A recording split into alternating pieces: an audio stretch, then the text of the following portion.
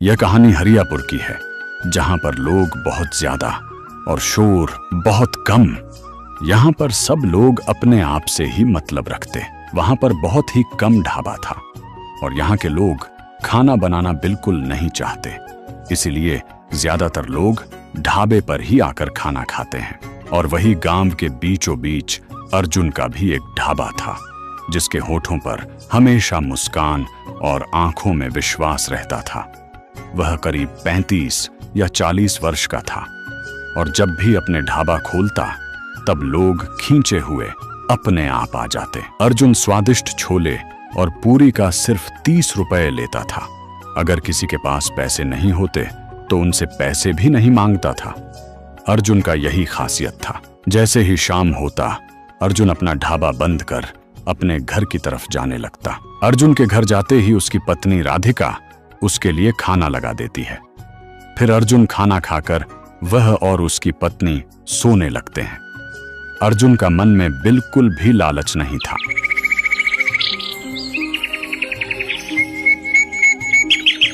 हर सुबह की तरह आज भी अर्जुन अपना ढाबा सबसे पहले खोलता है और कढ़ाई चूल्हे पर चढ़ाता है। उसके खाने में इतना ज्यादा स्वाद था कि थोड़ी देर में पूरे गांव में छोले और पूरी की खुशबू फैल जाती है। अरे देखो देखो, कितनी अच्छी खुशबू आ रही है। लगता है अर्जुन ने अपना ढाबा खोल दिया। चलो हम सब उसके ढाबे पर स्वादिष्ट पूरी और छोले खाएंगे। चौपाल पर बैठे लोग अर्जुन के स्वादिष्ट पूरी और छोले के खुशबू से खींचे हुए अर्जुन के ढाबे पर आ जाते हैं। अर्जुन के ढाबे पर थोड़े समय में भीड़ लग गई थी और लोग चिल्ला रहे थे, अरे अर्जुन भाई पहले मुझे दो, पहले मैं आया हूँ। अरे नहीं अर्जुन, पहले मैं आया हूँ, पहले मुझे दो। अरे तुम दोनों चुप रहो अर्जुन, मैं तो गांव का सरपंच हूँ, पहले मुझे दो। यह सब देखकर अर्जुन हंसते हुए बोला, अरे आप सब शांत हो जाइए, आप सबको मिलेगा। यहाँ पर छोले और पूरी की कमी नहीं है। फिर अर्जुन जल्दी से सबको एक एक प्लेट छोले और पूरी दे देता है और सब लोग खाने लगते हैं। अर्जुन का छोले और पूरी खाकर कोई तारीफ करें बिना रहता नहीं। अरे अर्जुन भाई, आपके हाथों में तो सच में जादू है। कितना स्वादिष्ट लग रहा है। हाँ हाँ, खाकर तो मन ही शांत हो गया। ग्राहक की बातें सुनकर अर्जुन बोला, अरे भाई, मैं तो मन लगाकर और ईमानदारी से काम करता हूँ, नहीं तो सब भगवान का कृपा है। अर्जुन की बातें सुनकर फिर ग्राहक बोला, अरे अर्जुन भाई तुम कुछ भी बोलो, लेकिन आपके हाथों में जादू है भाई। ग्राहक अर्जुन की हर रोज की तरह आज भी तारीफ करके वहां से जाने लगते हैं। अर्जुन की ढाबे से भीड़ कम हो गई थी। एक दो लोग अभी भी थे जो छोले पूरी खा रहे थे। अर्जुन छोले पूरी के साथ साथ चावल दाल सब्जी भी बनाकर बेचता था, लेकिन कोई भी ग्राहक आता तो सिर्फ छोले और पूरी ही खाना पसंद करता। भगवान की कृपा से मेरा ढाबा तो सही चल रहा है। अब तो शाम भी होने वाली है, अब मुझे ढाबा बंद कर घर जाना होगा। अर्जुन इतना बोला ही था, तभी दूर से बूढ़ा व्यक्ति जो कि भिखारी था, वह अर्जुन के ढाबे पर आता है और बोलता है, बेटा मुझे कुछ खाने को दे दो। मैंने 2 दिनों से कुछ भी नहीं खाया है, लेकिन मेरे पास 1 रुपए भी नहीं है। अर्जुन बूढ़ा व्यक्ति का कमजोर आवाज से ही समझ जाता है कि वह सच में 2 दिनों से भूखा है, इसलिए उसे एक बड़ी सी थाली में छोले और पूरी देता है खाने के लिए। बाबा आप आराम से खाइए, मैं आपसे 1 भी रुपए नहीं लूंगा। फिर बूढ़ा व्यक्ति खाना खाकर अर्जुन से कहता है, धन्यवाद बेटा, तुमने मुझे फ्री में खिलाया। आजकल के लोग तो हम जैसे गरीबों को तो देखना भी नहीं चाहते हैं। बूढ़ा व्यक्ति इतना बोलकर वहां से चला जाता है। फिर अर्जुन भी अपना ढाबा बंद कर अपने घर की तरफ जाने लगता है।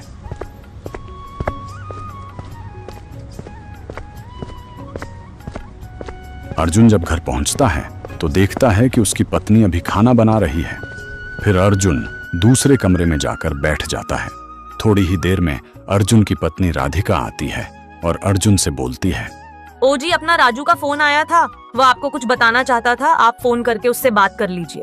अर्जुन की पत्नी राधिका इतना बोलकर वहां से चली जाती है। अर्जुन उस रात खाना खाकर सो जाता है और अगली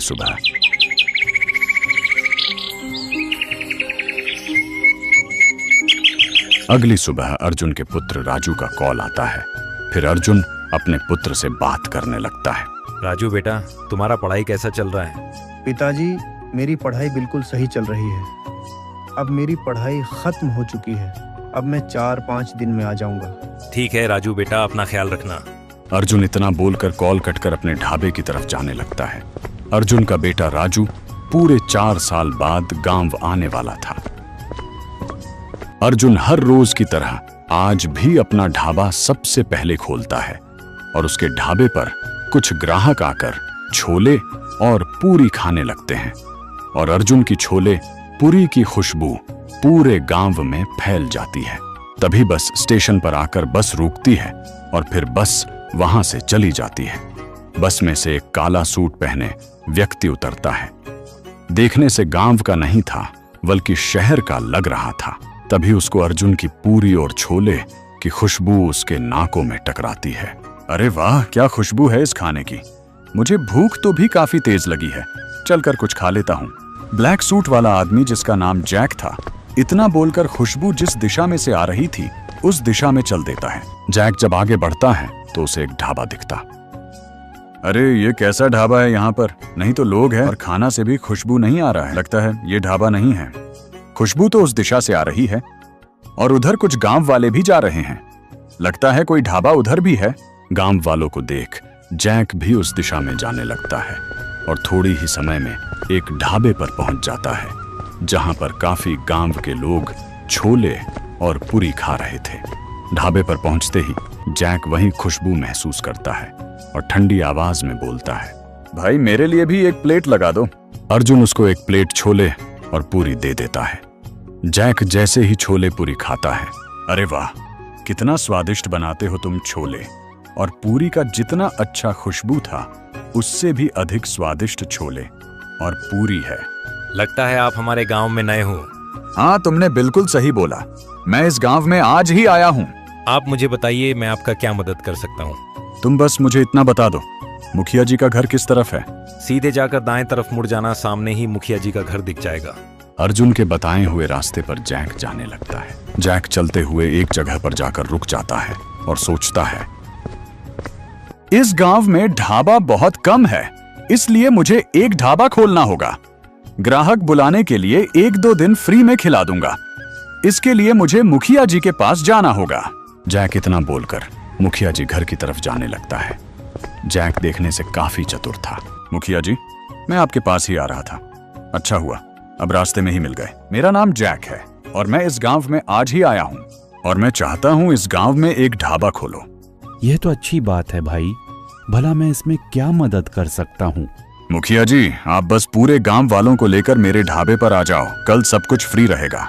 जैक इतना बोलकर वहां से चला जाता है और मुखिया जी भी अपने घर की तरफ जाने लगते हैं। अर्जुन हर रोज की तरह आज भी सबसे पहले अपने ढाबा खोलता है और थोड़ी ही देर में उसकी खुशबू पूरे गांव में फैल जाती है। आज सभी गांव वाले अर्जुन के ढाबे पर न जाकर जैक के ढाबे की तरफ जाने लगते हैं, क्योंकि आज जो उनको फ्री का खाने को मिलेगा। और इधर जैक बहुत सारे बिरयानी, मटन और भी कई चीज बनाकर रखा था और एक नौकर को भी काम पर रख लिया था। और थोड़ी ही समय में गांव वाले जैक के विदेशी ढाबे पर आ जाते हैं। जैक के विदेशी ढाबे पर बहुत सारा खाना था, चिकन, मटन, बिरयानी, ऐसे कई सारे आइटम थे। फिर जैक अपने नौकर को बहुत बड़ी प्लेट लगाने का इशारा करता है। फिर उसका नौकर बहुत बड़ा प्लेट लगा देता है। फिर वह सब मजे से खाना खाने लगते हैं। खाना खाकर गांव वाले वहां से चले जाते हैं। फिर जैक मुखिया जी से बोलता है, मुखिया जी कैसा लगा हमारा विदेशी ढाबे का चिकन और मटन बिरयानी? बहुत ही अच्छा लगा बेटा। मटन बिरयानी तो हमारे गांव में कभी मिलता ही नहीं। यह सब तो शहर में चलता है, लेकिन आज खाकर मन शांत हो गया। गांव का मुखिया जैक से इतना बोलकर वह भी अपने घर की तरफ जाने लगता है। और इधर अर्जुन के ढाबे पर सुबह से शाम हो गई थी, लेकिन अभी तक एक भी ग्राहक नहीं आया था। आज क्या बात है जिससे मेरे ढाबे पर एक भी ग्राहक नहीं आए? अब तो शाम होने को आई है। अर्जुन अपना ढाबा बंद कर घर की तरफ जा रहा था। तभी उसे एक ढाबा दिखता है जिसके बोर्ड पर विदेशी ढाबा लिखा था। अर्जुन देखता है कि कुछ लोग मटन और बिरयानी मजे से खा रहे हैं। तब समझ जाता है, अब समझ आया मेरे ढाबे पर कोई क्यों नहीं आया। अब सबको मटन और बिरयानी पसंद है, अब कोई पूरी और छोले नहीं खाएगा। अर्जुन बेचारा यह सब सोचकर उदास मन से घर चला जाता है। अर्जुन उदास मन से कुछ सोच रहा था, तभी उसकी पत्नी राधिका आती है और बोलती है, ओ जी आप क्या सोच रहे हैं? आप इतना चिंता में क्यों हैं? क्या बताऊं राधिका, आज मेरे ढाबे पर एक भी ग्राहक नहीं आया, इसलिए मैं सोच रहा हूँ आप अपना ढाबा बंद ना हो जाए। आप चिंता बिल्कुल भी मत करिए, सब ठीक हो जाएगा। अब आप खाना खाकर सो जाइए। शायद तुम ठीक बोल रही हो, मुझे चिंता नहीं लेना चाहिए। अर्जुन अपनी पत्नी की बातें मानकर भोजन करने लगता है और फिर वह सो जाता है। अगली सुबह अर्जुन अपने कदमों को ढाबा की ओर बढ़ाता है। अर्जुन विदेशी ढाबे के पास से ही जा रहा था और वहां पर काफी ज्यादा भीड़ लगी थी। लोग मटन बिरयानी मजे से खा रहे थे। अरे भाई, मेरा 2 प्लेट बिरयानी था, उसके कितने रुपए हो गए? तुम्हारे 2 प्लेट बिरयानी का 400 रुपये हो गया। अरे क्या भाई, तुमने तो लूट ही मचा रखा है। शहर में तो सिर्फ 50 रुपए का मिलता है। तो फिर यहाँ क्या कर रहे हो? जाकर शहर में जाकर खाकर आओ। उसके आगे ग्राहक कुछ नहीं बोलता और जैक को पैसे देकर वहां से जाने लगता है। थोड़ी देर में विदेशी ढाबे पर एक गरीब और आधे उम्र का व्यक्ति जाता है और उससे बोलता है, बेटा मुझे कुछ खिला दो, लेकिन मेरे पास पैसे नहीं है और मुझे बहुत जोर से भूख भी लगी है। अरे चलो भागो यहाँ से, मैंने कोई धर्मशाला नहीं खोल रखा जिससे मैं लोगों को फ्री में खिलाता रहूं। ढाबे वाला का क्रोध भरी आवाज सुनकर बुजुर्ग वहां से चला जाता है। अर्जुन अपना ढाबा सुबह से खोले बैठा था, लेकिन अभी तक एक भी ग्राहक नहीं आया था। हे भगवान, सुबह से दोपहर हो गई, लेकिन अभी तक एक भी ग्राहक नहीं आया। लगता है अब मेरा ढाबा बंद ही हो जाएगा। अर्जुन देखता है कि उसके ढाबे पर वही बुजुर्ग आदमी आ रहा है। बेटा मुझे कुछ खिला दो, मैं सुबह से भूखा हूँ, लेकिन मेरे पास एक भी रुपए नहीं है। बुजुर्ग व्यक्ति को अर्जुन एक बड़ी सी थाली में छोले और पूरी दे देता है और फिर बोलता है, आप आराम से खाइए, मैं आपसे एक भी रुपए नहीं लूंगा। बुजुर्ग व्यक्ति छोले और पूरी खाकर वहां से चला जाता है। अब अर्जुन का ढाबा बिल्कुल खाली खाली सा लग रहा था। अब उसके ढाबे पर ग्राहक ना के बराबर आ रहे थे और वहीं विदेशी ढाबे पर यानी जैक के ढाबे पर हमेशा भीड़ रहती थी। अब तो मानव देसी ढाबे का नाम ही नहीं रहा। जैक के विदेशी ढाबे पर कोई भी ग्राहक आता तो सिर्फ एक ही बात बोलता, अरे भाई हम दोनों के लिए 2 प्लेट बिरयानी लगा दो जल्दी से। आप लोग जाकर आराम से बैठे, मैं अभी बिरयानी भेजवाता हूँ। ओ मंकू, 2 प्लेट बिरयानी जल्दी जाकर लगा दो। मंकू उन दोनों ग्राहक के लिए बिरयानी लगा देता है और फिर वो दोनों ग्राहक बिरयानी मजे से खाने लगते हैं। फिर वे दोनों ग्राहक बिरयानी खाकर पैसे देकर वहां से चले जाते हैं। शाम होते ही अर्जुन अपना ढाबा बंद कर अपने घर चला जाता है।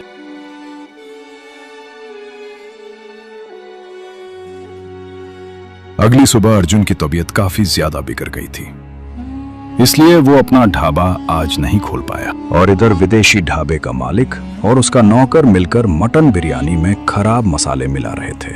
अरे मंकू, जल्दी जल्दी मिला, यह खराब मसाले अब ग्राहक आते ही होंगे, कहीं कोई देख ना ले। मालिक, हम ये सही नहीं कर रहे हैं।